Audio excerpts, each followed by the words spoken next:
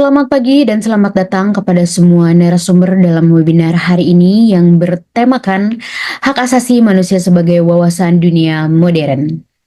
Sebelum kita mulai, mari kita panjatkan puji syukur kehadirat Tuhan Yang Maha Esa, karena berkat kelimpahan rahmat-Nya kita dapat berkumpul di sini untuk membahas isu yang sangat penting dan relevan dalam kehidupan kita saat ini.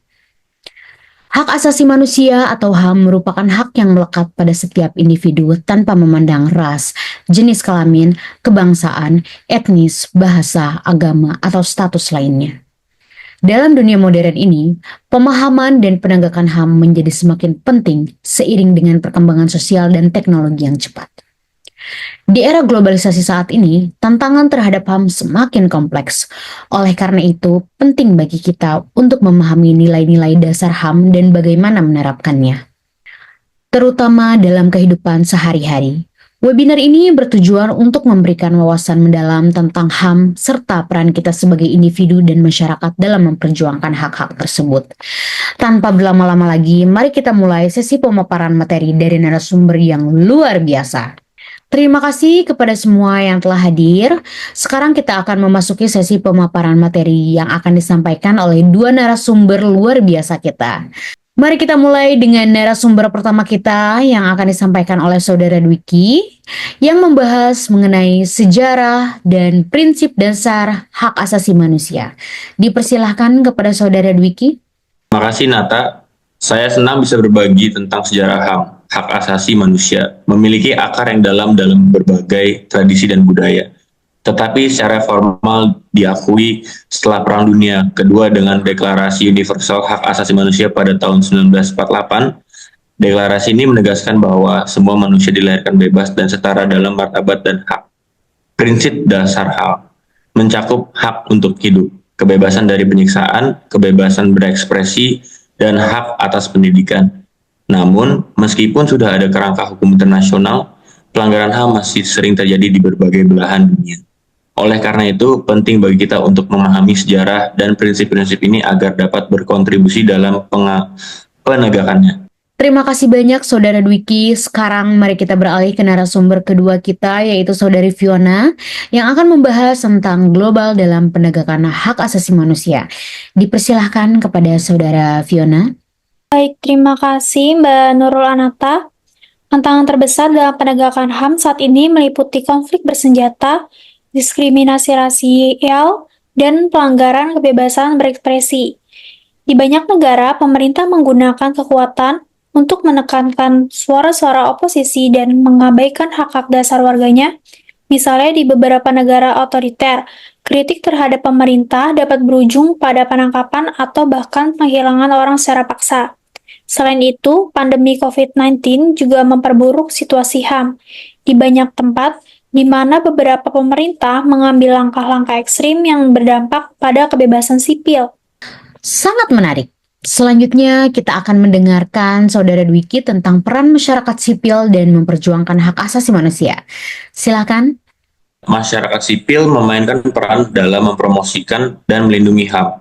Organisasi non-pemerintah, NGO, aktivis, individu, dan komunitas lokal seringkali menjadi garda terdepan dalam memperjuangkan hak-hak ini. Mereka melakukan advokasi melalui kampanye kesadaran publik untuk mendidik masyarakat tentang hak-hak mereka. Misalnya, banyak NGO menggunakan media sosial untuk menyebarluaskan informasi tentang pelanggaran HAM dan mengorganisir aksi protes.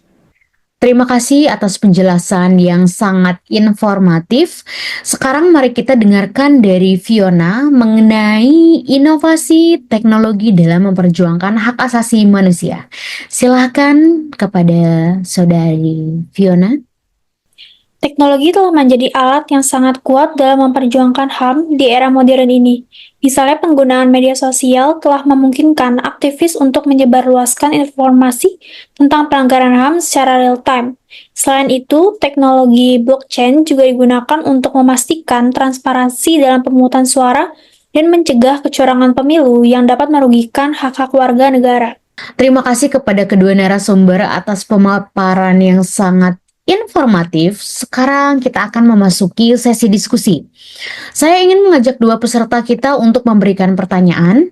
Terima kasih Saudari Nata. Saya ingin bertanya kepada Saudara Dwiki, dalam konteks modern, bagaimana Anda melihat penerapan prinsip-prinsip hak asasi manusia tersebut di berbagai negara di saat ini?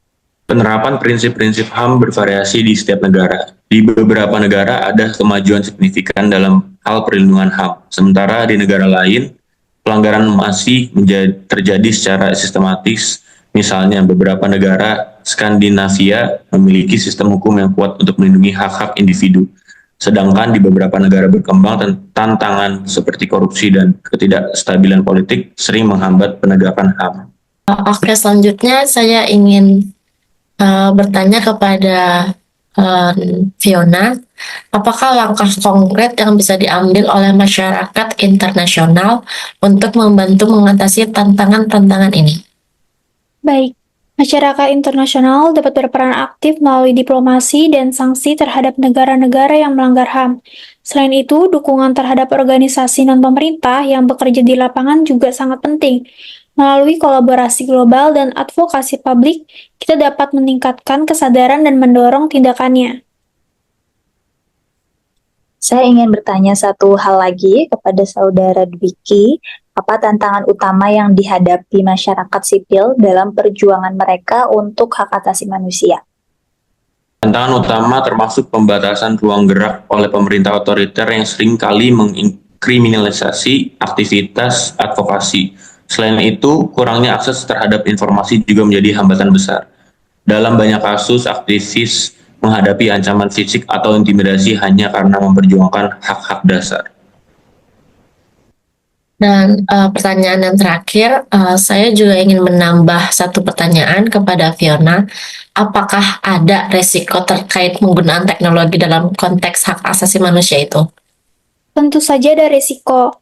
Meskipun teknologi menawarkan banyak peluang untuk memperjuangkan HAM, ada juga risiko besar. Pemerintah otoriter sering menggunakan teknologi untuk memantau dan menekan kebebasan berekspresi. Oleh karena itu, penting bagi aktivis untuk menggunakan teknologi dengan bijaksana dan aman.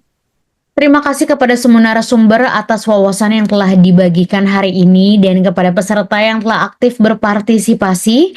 Diskusi kita menunjukkan betapa pentingnya pemahaman dan penegakan hak asasi manusia dalam konteks dunia modern. Kita telah belajar bahwa HAM bukan hanya sekedar jargon, tetapi merupakan bagian integral dalam kehidupan kita sehari-hari.